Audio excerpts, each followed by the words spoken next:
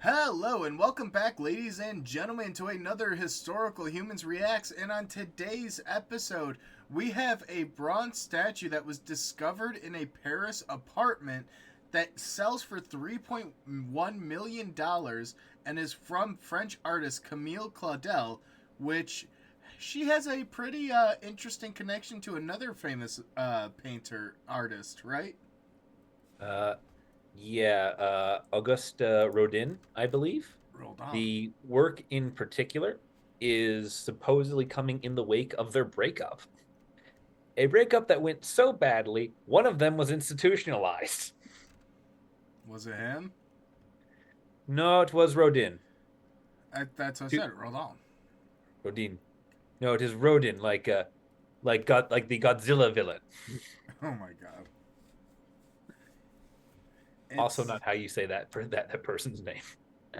But yeah, it's a pretty interesting piece to begin with. Um, my personal favorite thing about this piece is that of the three figures here, this older woman here who is, kind of got the pseudo angel wings going on, kind of pulling the main figure forward, is believed to represent what I believe to be the most French thing ever. All right, it is the artist's nemesis, housekeeper, and wife, no, no. who were all the same person. A rose beret. And it's just, I just love that. I just love it. This is your mortal nemesis, your housekeeper, and then you married her and made her your wife.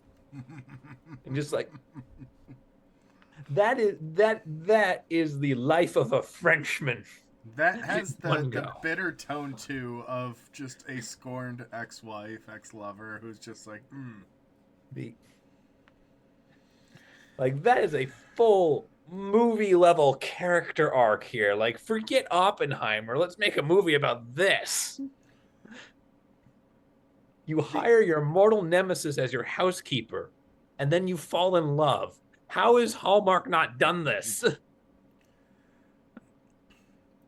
It's also very interesting though because when they originally located the statue, which they found it in an abandoned Paris flat after it had been lost for over 100 years, Oh, which the artist herself hasn't even been dead for 100 years, so it went missing before she even died, which is kind of sad, but yeah. it was eventually located, and they originally thought that the statue would sell for 1.5 to 2 million euro, but instead it ended up selling for 3.1 million euro, which with the fees was 3.7 after what they call a lively bidding battle. Yep. And it's just very interesting. Um, Yeah, it's the yeah, it was massive. It was one and a half times what they expected to get for the statue. It's the second most expensive work of Claudel ever purchased. The record goes to a 5.1 million with fees for the Waltz, which was sold in 2013. Interesting. Yeah. Mm. It's very cool, and it's interesting. So they're still not sure if it was a private collector or an institution doing it. And they said that the identity will be made known at a later date. But it's very, very interesting because Claudel had very much been overlooked throughout her life, and then her market share's really gone up since 1988 biopic that depicted her love affair with Rodin and ended up really projecting her work into the public spheres. And it's very interesting. And they do make a small comparison compared to Rodin about the cost of their works, which her 3 million euro is a great amount, but Rodin sells for 10, 12, 15 million. So there's still some room to grow, is what they're saying, and that would be very interesting. And whoever ended up locating this statue, whoever owned that flat, or It you know, it wasn't the owner. I believe it was I believe it was a realtor coming to assess the property, went in and just was like, what's in here? And just started pulling curtains off things and found a giant statue. Good for them. And yeah, that payday, that 3.7 million euros, that's a great amount. And it poses an interesting conundrum in theory because you hear the stories of this come up from occasion of these great lost artworks that all of a sudden resurface and sell for exorbitant fees, and it does make you kind of wonder what other artworks are out there that have been lost or forgotten about that are secretly alive or out there just hidden. We talked about the secret hoard of all the Polish Lithuanian kings that was found just a couple of years ago, or very recently, I believe. There's been stories of one of the original copies of the United States Constitution, or no, it was Declaration, was found behind a painting in a Nashville thrift store. Ah, yes, the things people put things. Where are we putting things now? It's just interesting because those items could have been lost to history with just the wrong series of events. Like this statue could have been lost if the house collapsed or if it caught on fire.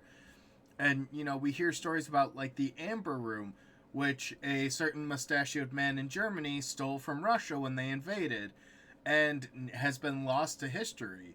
Part of me wonders if at some point it may resurface, and there's a lot of conspiracies that involved the people in Germany had collected artworks and had stashed them, stored them deep underground, and hid them away. Yeah, there's a lot of things that go missing, and it's fun seeing them come back out into the public eye and be rediscovered. And it doesn't happen all that frequently, despite how many things have been lost. Yeah. So this is a very interesting case, and it's kind of cool too because you don't often hear. Well, it's a common story with artists for them to get more respected after they die, but you don't hear of them becoming more prolific so long after they die. At least it doesn't. There's not many prominent cases I can think of. Yeah, I think the big name for that is Van Gogh, and then that's kind of it. It just kind of sucks that her work only got projected to the spotlight because of her relationship with another famous author. She's not respected in the same air as like Frida Kahlo was. Yeah, no. But at the same time, she is clearly very talented, and if that's what it took for society to pull her from obscurity, that's what it took for society to wake up and pull her from obscurity. yeah.